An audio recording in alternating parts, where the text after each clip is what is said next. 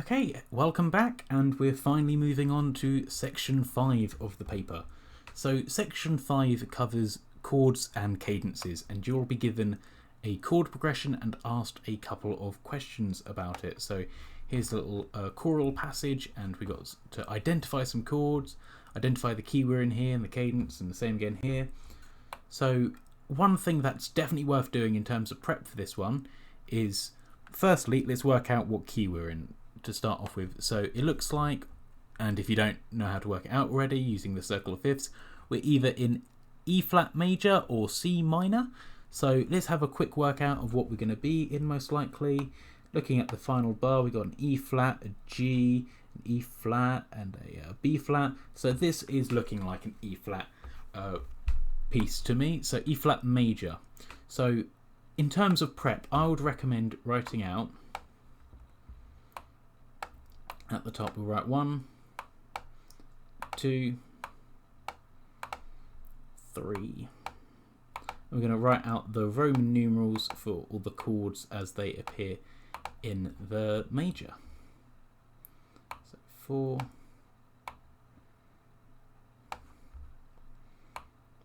5, 6, and 7, which will be diminished.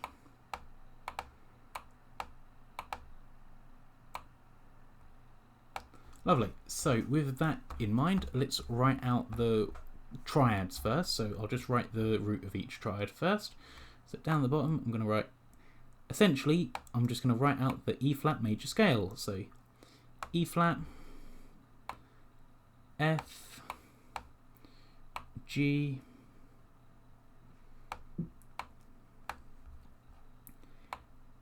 A flat, we have B flat,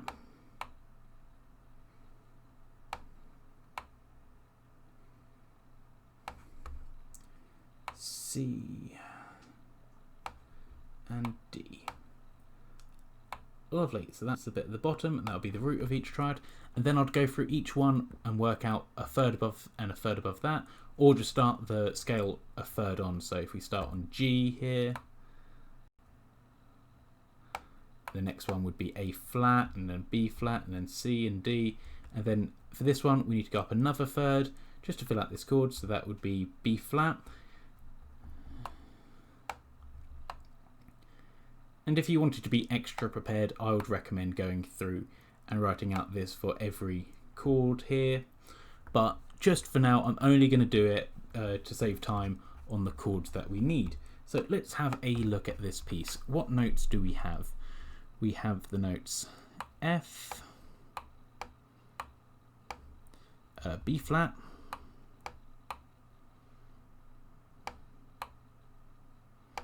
we have another B flat,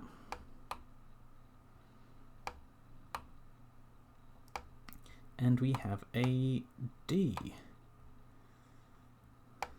So just to fill in what that would be, just to fill in one of these, I'll fill out the 5 chord because I see that's going to show up quite a lot. D and F.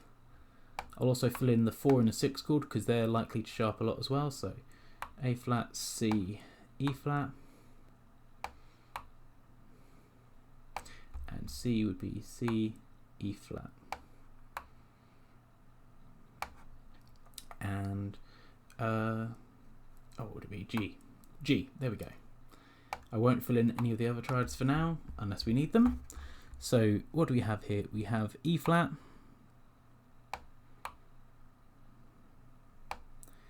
B flat,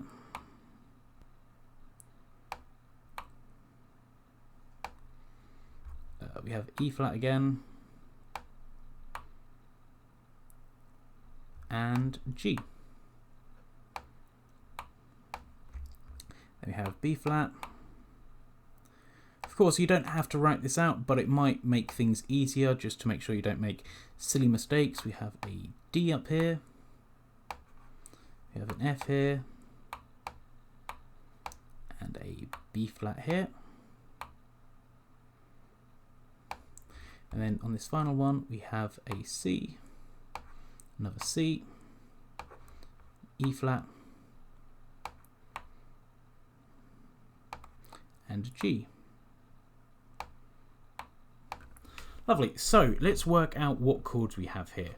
And we're going to write these out in Roman numerals when we have these. So let's have a look. We could have a D, a B flat, and an F. What chords has that in? No, not this one. Not this one. Oh, here we go. B flat, D, and F. So this is looking like a 5 chord of some description. And what note is in the bass? Is it the B flat? It's not the B flat, it's the D. So if this one is, if the D is in the bass, then we are going to add in a little B next to it. And if we have the 5th of the triad in the bass, then we're going to add a C next to it. So, and here we'll just have a, well, technically I guess it would be A, but you never write that in. So let's have a little B next to that. Show that is a 5 chord in first inversion. So I'm just going to get rid of these just so it doesn't get in the way of our answer down here, which is the main part. Then what do we have here? We have E flat, B flat, and G. E flat, G, and B flat. Here we go. And what do we have? E flat in the bass? Yes, we do. So this is a 1 chord. Moving on to this next chord, we have B flat, D, and F. Oh, I forgot to write the flat next. It doesn't matter too much, but just to keep things nice and easy, B flat, D, and F. That looks like we have this chord here. Do we have B flat in the bass? Yes, we do. So it's just a 5 chord. No 5 next to it needed. No little symbol next to it needed. I'm just going to rub these out. They're getting in the way slightly.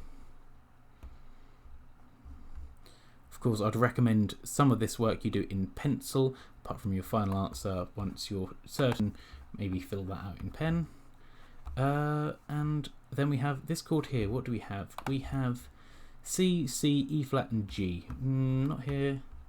Not here, not here, not... Oh, here we go. C, E flat, and G. We have C in the bass. Yeah, perfect. So this is a 6 chord. Yeah, I'm just going to make sure that these are definitely capital. There we go. And so that would be totally acceptable as answers. There is another way to answer this. So it's asking you to label the chords, which actually gives you some freedom. You could do that in terms of numerals, or you could label the chords based on what they actually are. So this chord, for example, you don't have to write as the 1 chord. You could write as E flat. You could leave it like that. You could put in the jazz notation for it. There's many different ways you can write this out, as long as it's clear that it's an E flat major triad or the 1 chord. So I prefer the numerals, so that's what I'm going to do in this one, and both are fine. So let's move on to the next bit.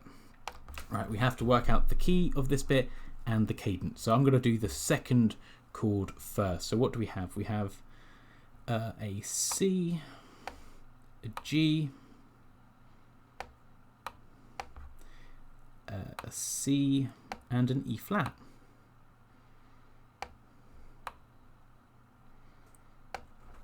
Lovely. So that looks like our minor chord from a second ago. So that's going to be the 6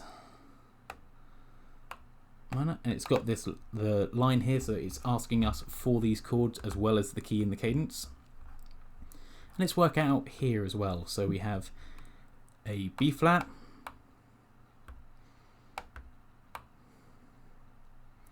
another B flat,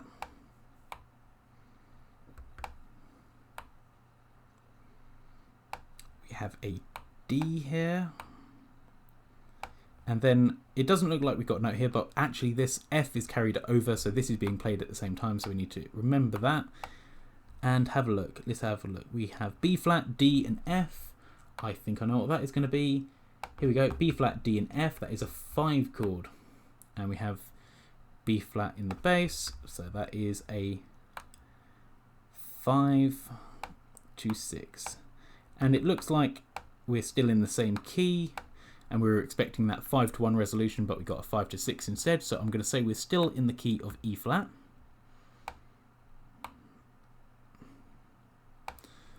And the cadence is 5-to-6, which you don't just write out the chords, you have to write out the proper name for this one, and this is an interrupted cadence.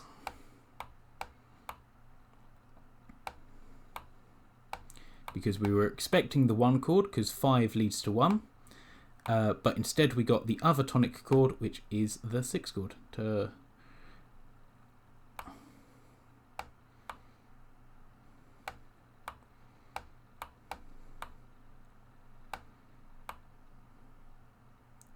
Lovely.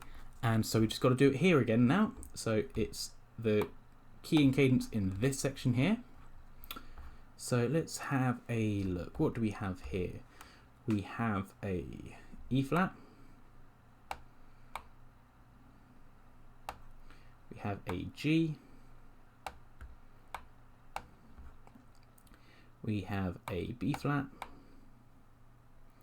And an E flat. And B flat.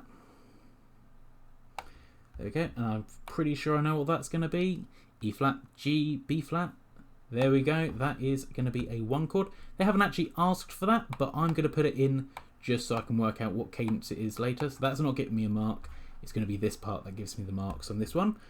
So what do we have here? We have 2 B flats. I'm just going to write that in as 1.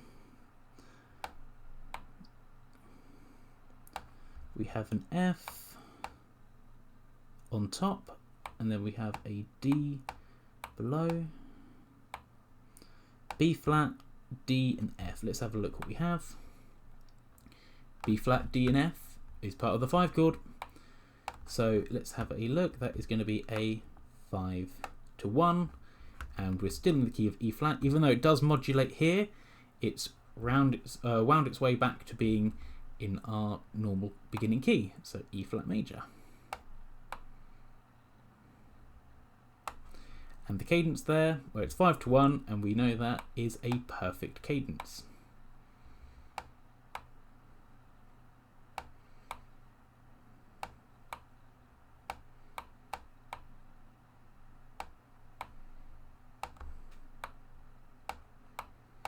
Lovely. So, just for ease's sake, I'm going to rub out all my little notes, as they're not the parts that get me the mark on this one, just to make the paper nice and presentable at the end.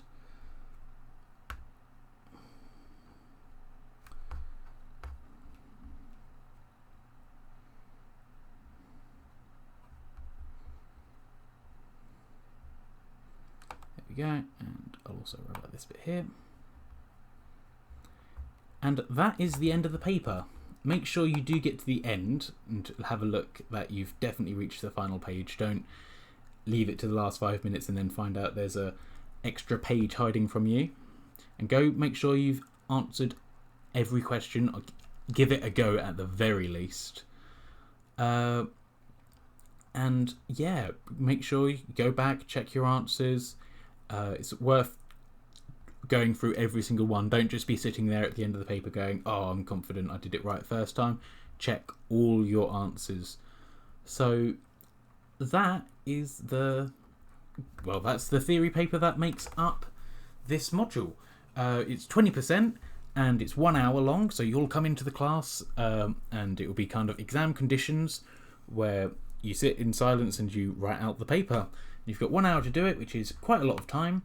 I've been kind of dragging it out because I'm explaining it in detail, but I have every confidence that you'll be able to get this done in time and have some time to check all your answers as well.